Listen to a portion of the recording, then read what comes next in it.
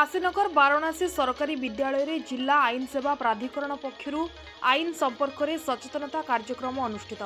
गजपति जिला काशीनगर ब्लॉक अंतर्गत काशीनगर वाराणसी सरकारी विद्यालय रे जिला आईन सेवा प्राधिकरण पक्षरु आईन संपर्क में सचेतनता कार्यक्रम अनुष्ठित होईछि।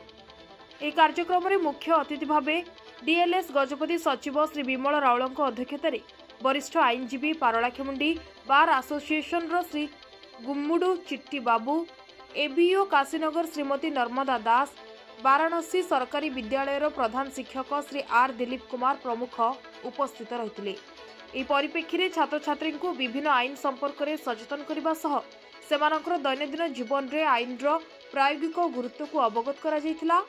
एही अवसर में छात्र छात्री को विधिर मूल अवधारणा, नागरिकों अधिकार और कर्तव्य विषय में अतिथि माने अवगत कराइथिले। से सचेतन और दायित्वपरायण नागरिक भावे छात्र छात्री को गढ़ी उठिबा पई प्रोत्साहित करा जायथिला।